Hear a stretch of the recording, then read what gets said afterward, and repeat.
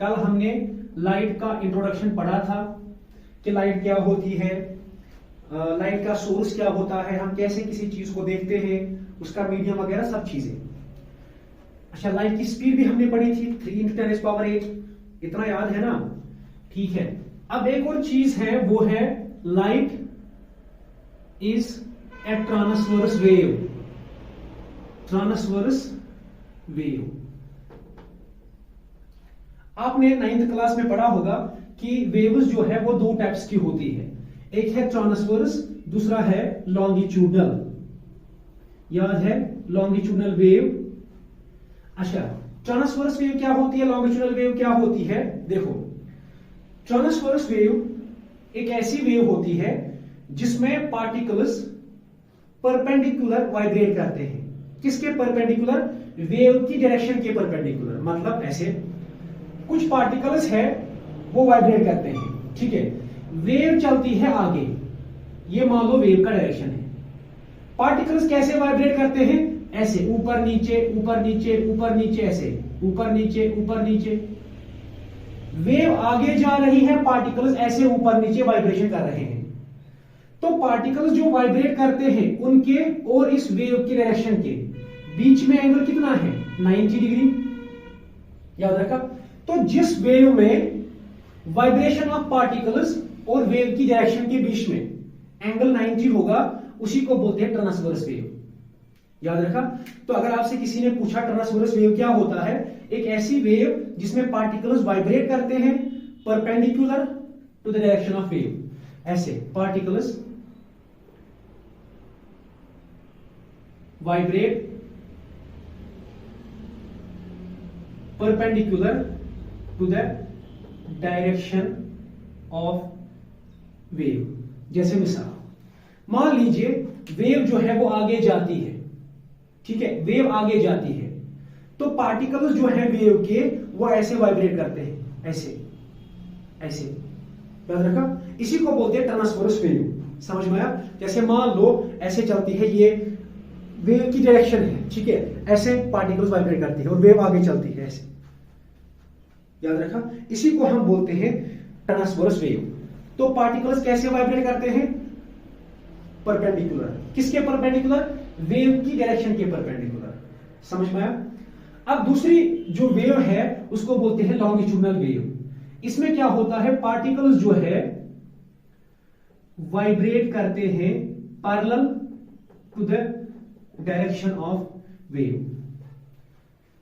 अच्छा, मान लीजिए वेव जो है वो आगे जाती है, ठीक है, पार्टिकल्स कैसे वाइब्रेट करते हैं? ऐसे आगे पीछे आगे पीछे आगे पीछे।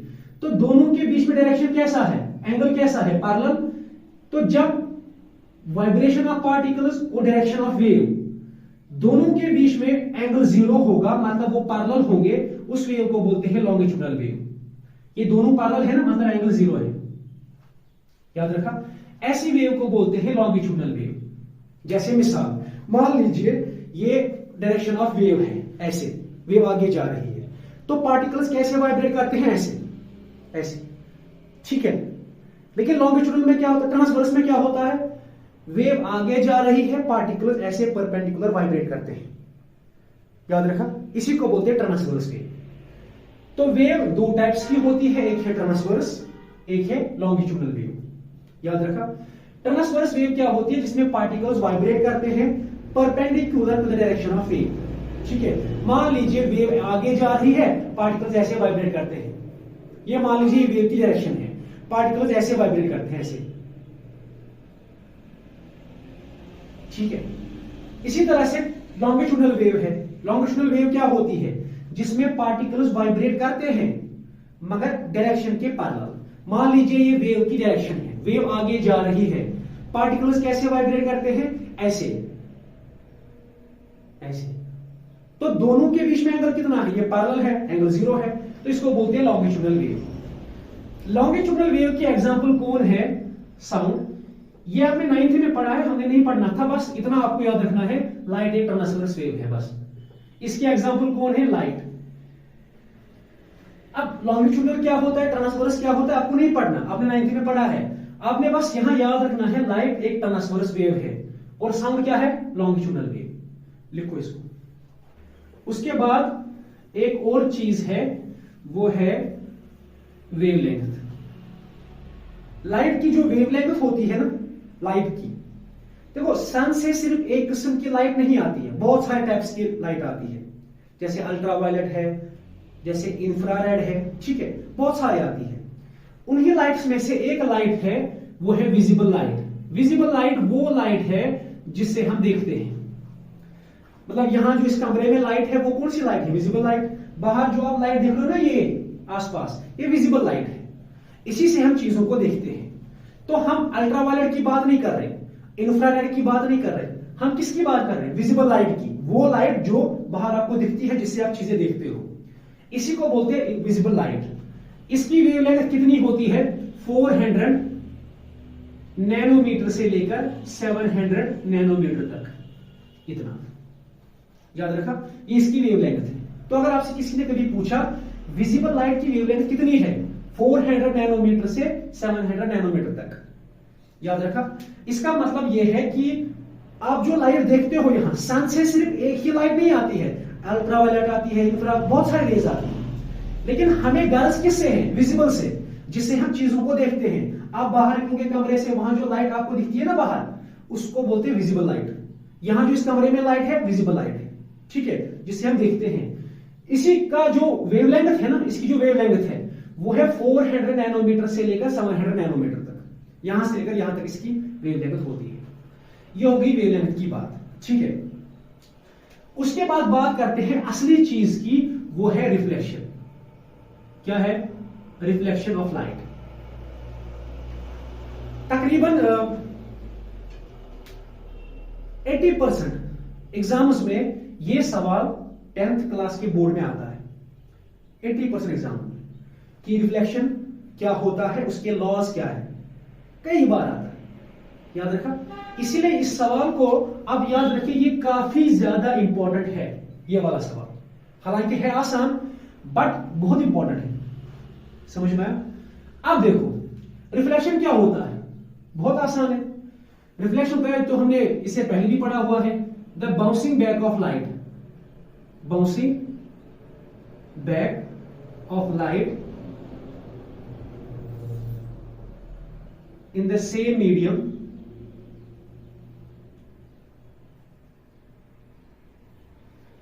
is called as reflection।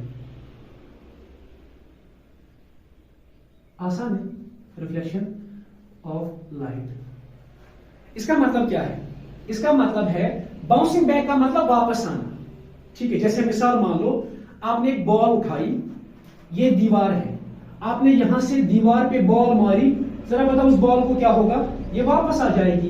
ये यहां से गई थी, यहां से वापस आएगी। इसी को बोलते हैं बाउंसिंग बैक, वापस आना। आप यहां दीवार पे बॉल मारोगे तो बॉल कहां जाएगी? वापस आएगी। इसको बोलते हैं बाउंसिंग बैक, वापस आना ऑफ बॉल, याद रखा। तो जब भी आपसे कोई पूछेगा बाउंसिंग बैक का मतलब क्या है, किसी चीज का वापस आना। आपने इस दीवार पर यहां बॉल मारी, वो बॉल वापस आएगी, इसको बोलते हैं बाउंसिंग बैक का बॉल। लेकिन अगर आपने किसी चीज पर लाइट डाली और वो लाइट वापस आएगी, उसी को क्या बोलते हैं? बाउंसिंग बैक ऑफ लाइट, और उसी को बोलते हैं रिफ्लेक्शन, याद रखा। जब किसी चीज पर आप लाइट डालते हो, वो वहां से वापस आ जाती है, बाउंस बैक करती है, उसी को बोलते हैं रिफ्लेक्शन ऑफ लाइट। अगर मैंने इस पर कोई बॉल फेंकी इस दीवार पर, तो बॉल को क्या होगा? बॉल वापस आएगी, उसको क्या बोलेंगे? रिफ्लेक्शन ऑफ बॉल, ठीक है। लेकिन अगर आपने इस पर लाइट डाली, वो लाइट वापस आएगी, आप क्या बोलेंगे उसको? रिफ्लेक्शन ऑफ बॉल, याद रखा।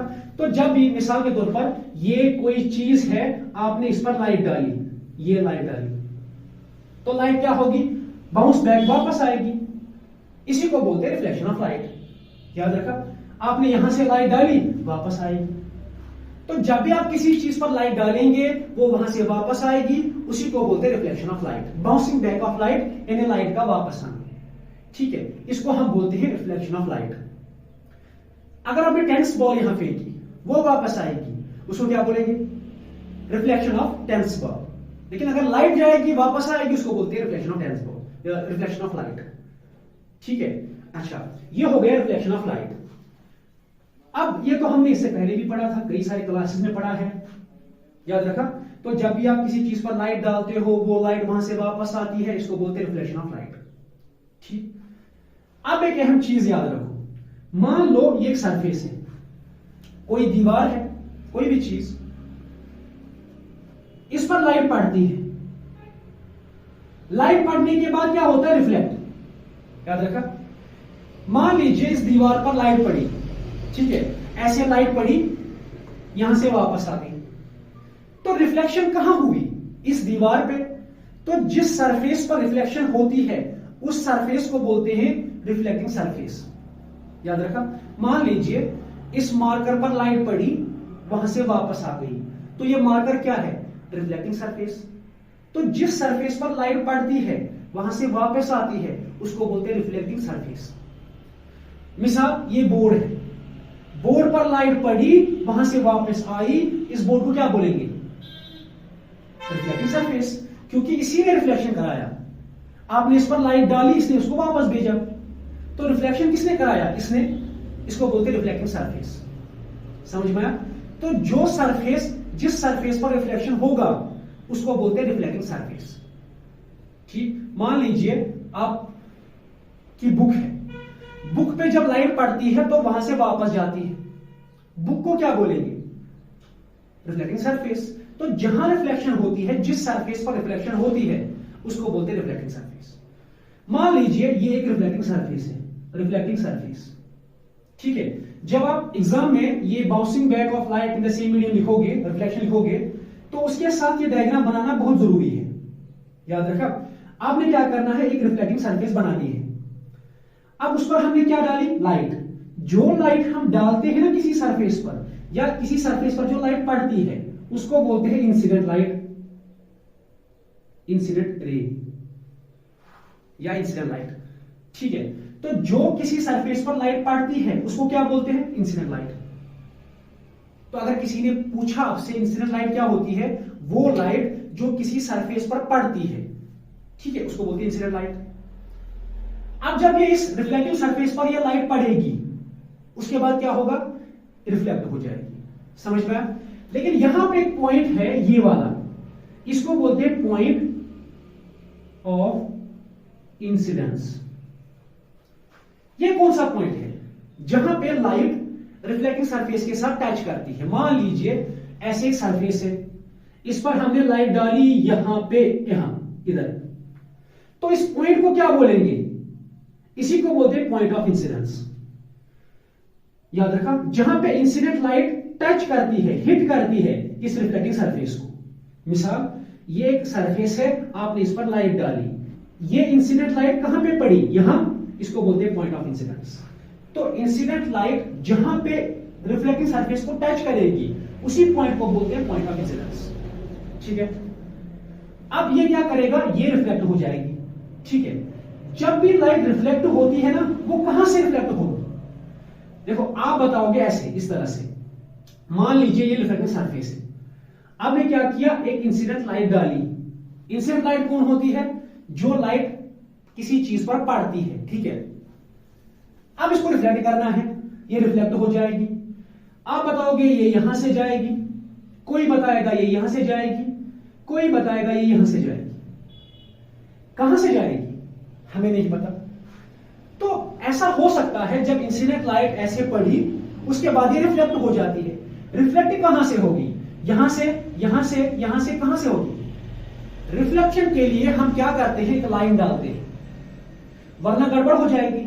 एक स्टूडेंट बोलेगा कि ये यहां से निकलेगी, दूसरा बोलेगा यहां से निकलेगी, तीसरा बोलेगा यहां से निकलेगी, इसमें गड़बड़ हो जाएगा।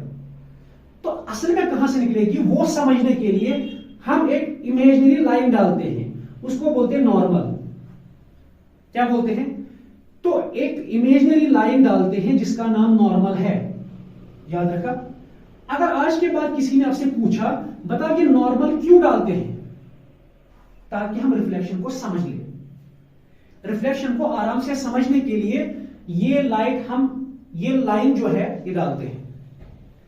क्या ये लाइन सच में कहीं होती है, नहीं, ये इमेजिनरी लाइन है, याद रखना। नॉर्मल क्या है, नॉर्मल एक इमेजिनरी लाइन है, इमेजिनरी लाइन।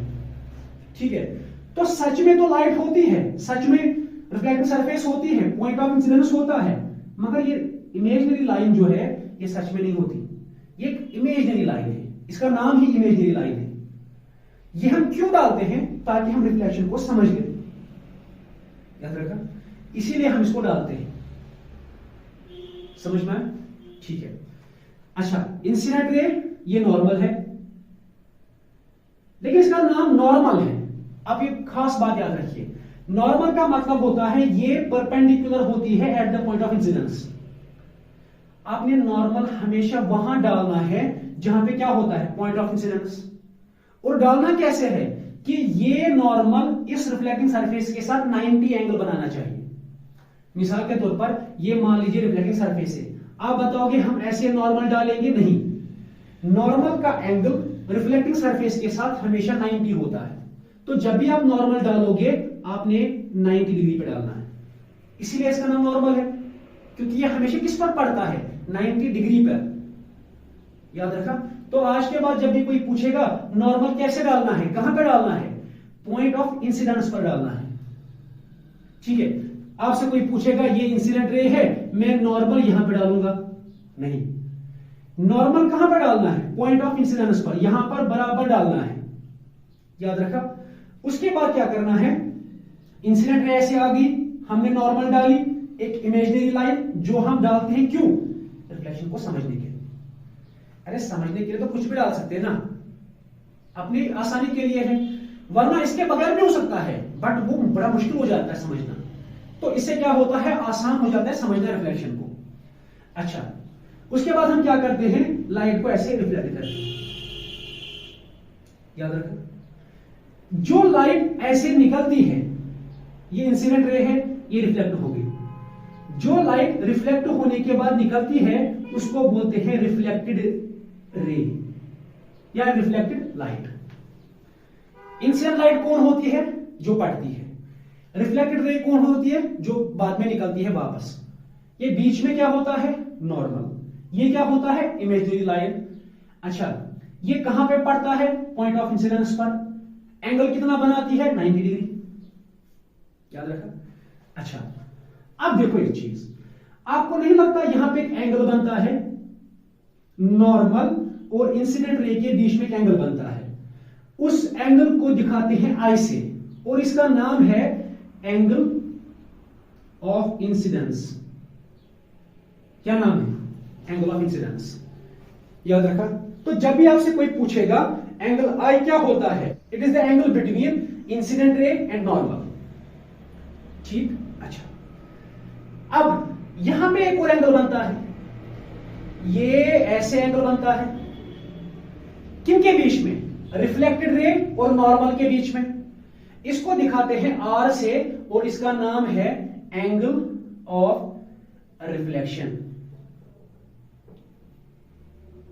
बस इतनी चीजें डायग्राम में आपको बनानी है और उनका नाम लिखना है। याद रखा? इतनी ही चीजें बनानी है और उनका नाम लिखना है, आपको अपने मार्क्स मिल जाएंगे। तो रिफ्लेक्शन क्या होती है, जब किसी चीज पर लाइट पड़ती है वहां से वापस आती है, उसको बोलते हैं रिफ्लेक्शन। ये क्या है, रिफ्लेक्टिंग सरफेस, जहां से लाइट या जहां पे रिफ्लेक्शन होती है। ये क्या है, इंसिडेंट रे, जो लाइट किसी सरफेस पर पड़ती है उसी को बोलते हैं इंसिडेंट रे।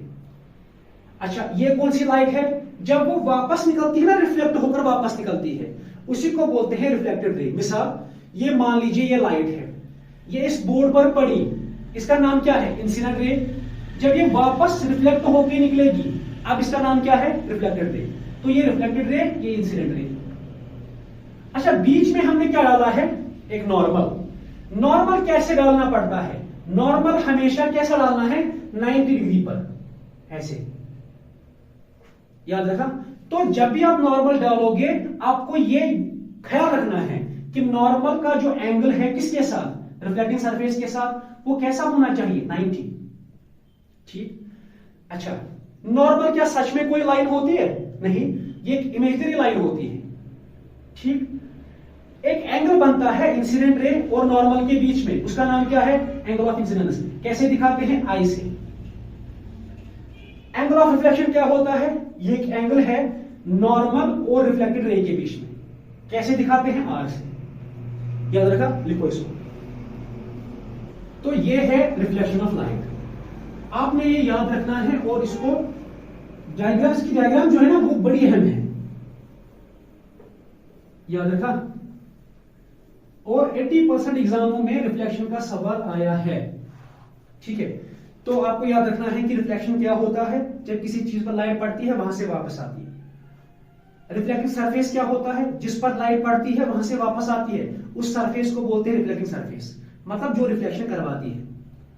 इंसिडेंट रे जो लाइट पड़ती है किसी सरफेस पर, रिफ्लेक्टेड रे जब वो वापस निकलती है। नॉर्मल एक इमेजिनरी लाइन क्यों बनाते हैं? रिफ्लेक्शन को समझने के लिए। ठीक है, angle I, angle between incident ray and normal. Angle R, angle between reflected ray and normal. ठीक है, उसके बाद एक और चीज है, वो है लॉज ऑफ रिफ्लेक्शन। क्या है? Laws of reflection. ठीक है, देखिए रिफ्लेक्शन के साथ ये जरूरी आता है, what is reflection, what are its laws. ये लॉज ऑफ रिफ्लेक्शन क्या होता है? मैंने अभी आपको एक बात कही कि मान लीजिए ये इंसिडेंट रे है।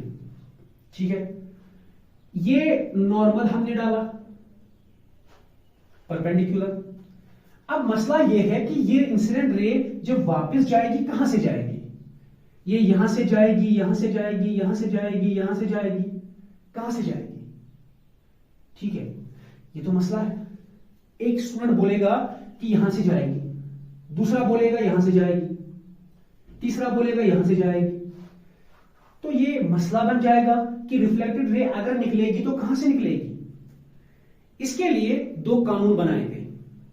याद रखा कि रिफ्लेक्शन जब होती है तो कैसे होती है, उसके लिए दो कानून बनाए गए। वो जो दो कानून है ना, उनको बोलते हैं लॉज ऑफ रिफ्लेक्शन। अगर ये नहीं बनाए गए होते, आपको नहीं पता चलता कि जो लाइट पड़ी है इंसिडेंट रे वो कहां से रिफ्लेक्ट हो जाएगी। अगर आपको ये समझ में आता है ना आज, इसकी वजह से आता है, लॉज ऑफ रिफ्लेक्शन की वजह से। तो लॉज क्या होते हैं? कानून।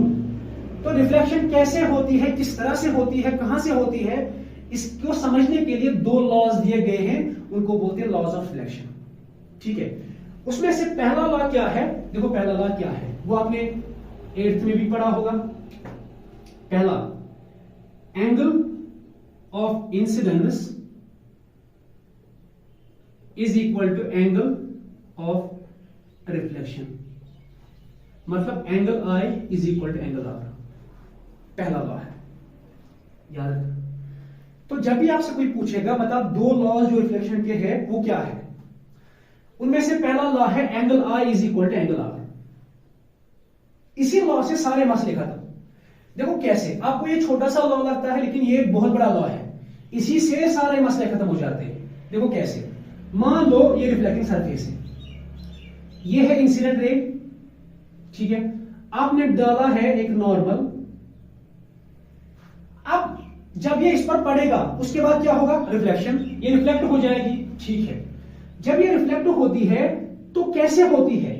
पहले लॉ को देखो, जितना एंगल आई होगा उतना ही एंगल आर होना चाहिए। मान लीजिए एंगल आई इतना है, एंगल आर भी इतना ही होगा, यहां से जाएगा। याद रखा। अब अगर आपसे कोई पूछेगा, मैं नहीं मानता, जो रिफ्लेक्टेड रे है वो यहां से जाएगी, क्या रिफ्लेक्टेड रे यहां से जा सकती है? यहां से नहीं, क्योंकि एंगल ऑफ इंसिडेंस तो इतना ही है, एंगल ऑफ रिफ्लेक्शन इतना बन जाता है। पहला लॉ क्या कहता है? Angle I is equal to angle R. क्या एंगल आई और एंगल आर बराबर आता है? नहीं आता। इसका मतलब अगर आपको ये लॉ समझ में आ गया ना, आपको खुद ही पता चलेगा कि रिफ्लेक्टेड रे कहां से निकलेगी। अब अगर आपसे कोई पूछेगा कि ये बताओ कि ये एंगल ऑफ इंसिडेंस है आई, ये इंसिडेंट रे है, क्या रिफ्लेक्टेड रे यहां से जाएगी? यहां से नहीं हो, क्योंकि जितना एंगल ऑफ इंसिडेंस होगा उतना ही एंगल ऑफ रिफ्लेक्शन भी होगा। एंगल ऑफ इंसिडेंस कितना है? जरा देखो रिफ्लेक्शन कितना है, इतना बड़ा है। ऐसा तो हो ही नहीं सकता।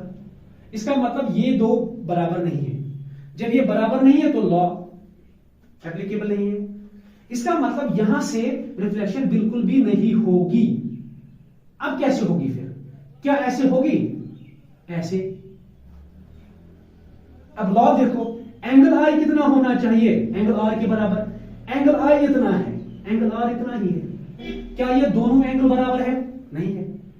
इसका मतलब कि एंगल आई और एंगल आर बराबर आना चाहिए। यहां पे तो नहीं आ रहा है, इसका मतलब यहां से तो लाइट नहीं जाएगी।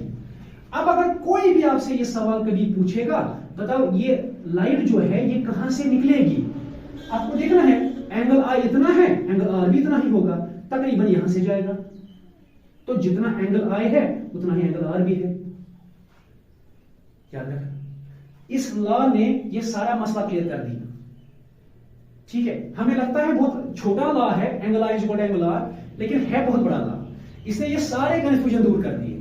तो जब भी आपसे कोई पूछेगा, देखो मिसाल, ये इंसिडेंट रे है, ठीक है, ये है नॉर्मल, बताओ रिफ्लेक्टेड रे कहां से जाएगा? क्या रिफ्लेक्टेड रे ऐसे होगी? नहीं होगी। क्यों नहीं होगी? क्योंकि एंगल ऑफ इंसिडेंस इतना बड़ा है, एंगल ऑफ रिफ्लेक्शन इतना छोटा है, मतलब दोनों बराबर नहीं है। जबकि पहला लॉ क्या कहता है? दोनों बराबर होने चाहिए। तो अब कोई भी आप में से ये आराम से बोल सकता है कि रिफ्लेक्टेड रे ऐसे जाएगी, क्योंकि जितना एंगल आई उतना एंगल आर। आराम से याद रखा, यही है पहला लॉ। इसने एक बहुत बड़ा कंफ्यूजन दूर कर दिया। वरना आप में से कोई कहता यहां से जाएगी, यहां से जाएगी, यहां से जाएगी। पहले लॉ ने ये कंफ्यूजन दूर कर दिया। ठीक है, तो इसका मतलब अगर आज के बाद आपसे कोई पूछेगा ये नॉर्मल है, ठीक है, ये है रिफ्लेक्टेड रे, बताओ इंसिडेंट रे कहां से होगी? आसान सवाल है। इंसिडेंट रे कहां से होगी? देखो, ये है एंगल ऑफ रिफ्लेक्शन इतना, एंगल ऑफ इंसिडेंस कितना होगा? इतना ही, तो फिर यहां से जाएगी। याद रखा? तो अगर आपको ये लॉ मालूम है, आपको पता होगा इंसिडेंट रे कहां से होगी, रिफ्लेक्टेड रे कहां से होगी। समझ में आया? ये पहला लॉ है। उसके बाद एक और लॉ है जो सेकंड लॉ ऑफ रिफ्लेक्शन है, वो ये है, देखो वो क्या है? वो ये है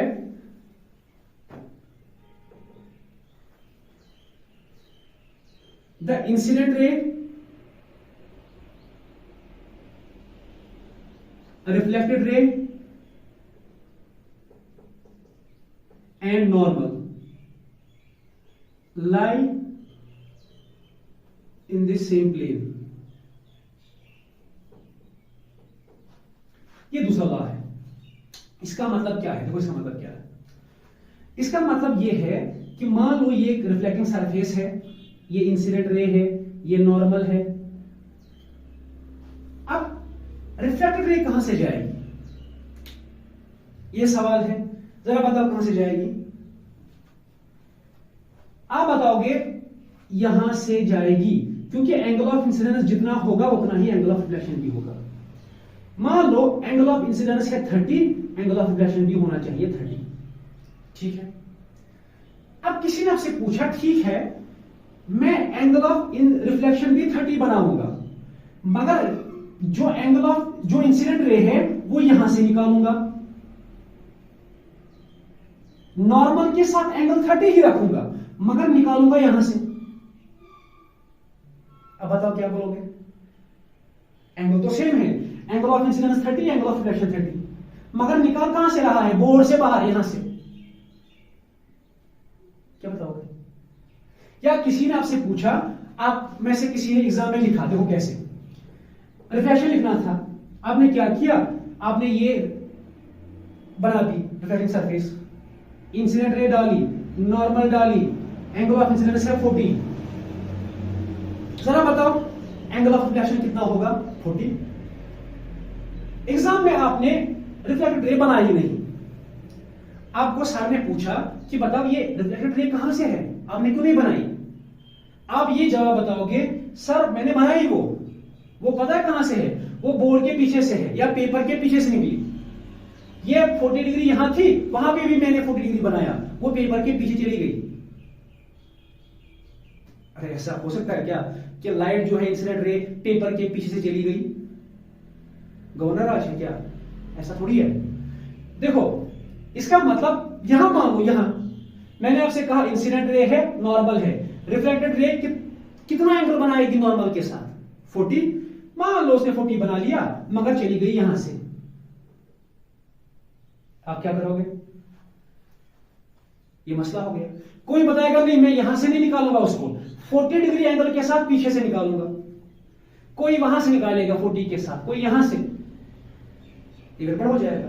इसीलिए सेकंड लॉ कहता है कि इंसिडेंट रे, रिफ्लेक्टेड रे और नॉर्मल तीनों एक ही प्लेन पर होने चाहिए। एक ही प्लेन मतलब ये बोर्ड मान लो प्लेन है। अब इंसिडेंट रे, नॉर्मल और रिफ्लेक्टेड रे तीनों कहां होने चाहिए? एक ही प्लेन पर, मतलब एक ही बोर्ड पर। अब आप ये नहीं बता सकते कि मैं रिफ्लेक्टेड रे को बताता हूं वो यहां से निकलेगी। अगर आपने रिफ्लेक्टेड रे को यहां बोर्ड से बाहर निकाला, क्या रिफ्लेक्टेड रे एक ही प्लेन पर आ गई? नहीं आई। ये दो तो आएंगी मगर ये नहीं आई। इसका मतलब आपने दूसरा लॉ फॉलो नहीं किया है। मिसाल के तौर पर आपने ऐसे बना लिया, ठीक है, अब रिफ्लेक्टेड रे कहां से जाएगी? मान लो ये पेपर है, आप पेपर पे डायग्राम बना रहे हो, आपने कहा कि रिफ्लेक्टेड रे पेपर से बाहर चली गई। सेकंड लॉ देख लो, ये तीनों चीजें कहां होनी चाहिए? एक ही प्लेन पर, मतलब एक ही पेपर पर होने चाहिए। अब आप ये बता ही नहीं सकते कि वो रिफ्लेक्टेड रे जो है बाहर चली गई। आपको तीनों चीजें कहां बनानी पड़ेंगी? एक ही पेपर पर। ये किसने कहा? सेकंड लॉ ने। तो जहां पे आप इंसिडेंट रे बनाओगे, नॉर्मल बनाओगे, वहीं पे क्या बनानी पड़ेगी? Reflected ray. तीनों चीजें एक ही प्लेन पर, एक ही पेपर पर, एक ही बोर्ड पे बनानी पड़ेगी। तो अब आप में से कोई ये नहीं पूछ सकता कि वो बोर्ड से बाहर निकली, बोर्ड के पीछे निकली, ऐसा बोल ही नहीं सकता। तो इसका मतलब जब भी आप ये दो किसी पेपर पर डालोगे, रिफ्लेक्टेड रे भी उसी पेपर पर डालनी पड़ेगी। ठीक। अच्छा, अगर आपने रिफ्लेक्टेड रे किसी पेपर पर डाली, उसी पेपर पर ये दो डालनी पड़ेगी। आसान है, याद रखा। यही है सेकंड लॉ ऑफ रिफ्लेक्शन। तो कितने लॉज है? Angle of incidence is equal to angle of reflection, एक लॉ। Incident ray, reflected ray, normal lie in the same plane, दूसरा लॉ। इसका फायदा क्या है दूसरे लॉ का? कि जब भी आप इंसिडेंट रे बनाओगे किसी प्लेन पर, आपको तीनों चीजें एक ही प्लेन पर बनानी पड़ेंगी। याद रखा। तो इसी को बोलते हैं सेकंड लॉ। पहला लॉ क्या है? Angle is equal to angle R. तो अगर आपने मिसाल के तौर पर मान लो आपने अपने बैग पर इंसिडेंट रे बनाई, नॉर्मल भी कहां बनानी पड़ेगी? उसी पर। अच्छा, रिफ्लेक्टेड रे कहां से बनानी पड़ेगी? उसी पर। ठीक है, इसको बोलते हैं सेकंड लॉ। लिखो इसको। उसके बाद एक और चीज है रिफ्लेक्शन के बारे में, वो है टाइप्स ऑफ रिफ्लेक्शन। याद रखा, रिफ्लेक्शन दो टाइप्स की होती है। टाइप्स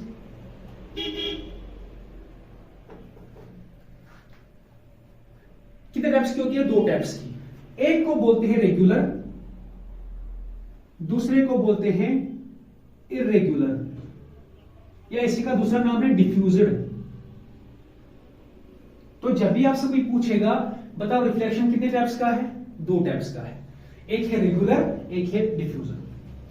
हमारे पास जितने भी सरफेस होते हैं उनमें से कुछ होती है रफ और कुछ होती है स्मूथ। याद रखा। स्मूथ या इसको बोलते हैं प्लेन।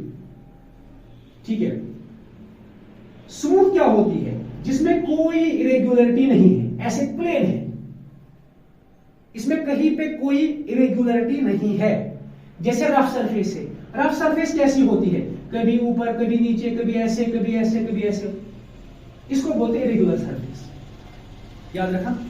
इसको क्या बोलते हैं? Smooth surface. ठीक है, ये बोर्ड मान लो, आपको क्या लगता है ये बोर्ड स्मूथ है कि रफ है? ऐसे तो हमें लगता है ये स्मूथ है, लेकिन अगर हम इसको देखेंगे माइक्रोस्कोप लेवल पर, ये प्लेन नहीं है। ऐसे तो दिखता है, लेकिन माइक्रोस्कोप से अगर आप इसको देखोगे ये प्लेन नहीं है। इसमें भी बहुत सारी जगहों पर ऐसे होंगे, ऐसे होंगे, ऐसे। या मान लो ये दीवार, ये दीवार कैसी दिखती है आपको, प्लेन है, बट एक्चुअल में नहीं है। अगर आप इसको माइक्रोस्कोपिक लेवल पर देखोगे, माइक्रोस्कोप से देखोगे या किसी दूसरे इंस्ट्रूमेंट से देखोगे, इसमें भी बहुत सारी जगहों पे ऐसे होंगे, पहाड़ जैसे बने होंगे, ऐसे ऐसे ऐसे ऐसे होंगे, लेकिन बाहर से हमें लगता है ये प्लेन है, वरना ये प्लेन नहीं है। तो जो चीजें आपको प्लेन दिखती है ना, मे बी वो प्लेन नहीं हो, लेकिन हाँ एक चीज बहुत ज्यादा प्लेन होती है, और वो है मिरर। मिरर जो है ना, ये काफी ज्यादा प्लेन होता है। ठीक है, तो अगर आपसे किसी ने पूछा कि ये दीवार जो है ये तो प्लेन है, हमें दिखती है प्लेन है, लेकिन अगर हम इसको माइक्रोस्कोपिक लेवल पर देखेंगे, इसमें भी पहाड़ है, माइक्रोस्कोप से देखेंगे, याद रखा। अच्छा, आपको मान लो आपका बैग है, आपको ये लगता है प्लेन है, लेकिन प्लेन नहीं है। इसमें भी अगर आप माइक्रोस्कोप से देखोगे, इसमें भी कहीं पे पहाड़ है, कभी यहां कभी यहां, याद रखा। तो मगर चूंकि वो पहाड़ बहुत छोटे होते हैं, इतने छोटे कि हमें दिखाई नहीं देते, इसीलिए हमें लगता है कि ये शायद प्लेन है। आपको यहां कहीं पे पहाड़ दिखते हैं? नहीं दिखते। वो जो रफनेस होती है ना, वो इरेगुलरिटीज होते हैं, वो इतने छोटे होते हैं कि हमें नहीं दिखाई देते, हमें ये प्लेन लगता है, वरना ये प्लेन सच में नहीं होता। अगर कोई चीज प्लेन है तो वो कौन होता है? मिरर। मिरर मतलब शीशा, याद रखा, इसी को बोलते हैं मिरर। अब जैसे मान लो ये दरवाजा, दरवाजा क्या है? आपको लगता है ये प्लेन है, लेकिन प्लेन नहीं है। अगर आप इसको माइक्रोस्कोप से देखोगे, ये इसमें भी बहुत सारे पहाड़, उधर इधर इरेगुलरिटीज होंगे, याद रखा। अच्छा, प्लेन किसको बोल देंगे? जो हमें दिखेगा ये प्लेन है, और माइक्रोस्कोप से भी देखेंगे तब भी प्लेन दिखेगा, वो प्लेन होती है स्मूथ सरफेस, याद रखा। तो एक होती है रफ सरफेस ऐसी, एक होती है स्मूथ सरफेस ऐसी। अब देख लो, जो ये स्मूथ सरफेस है, इसकी खासियत है, देखो क्या खासियत है।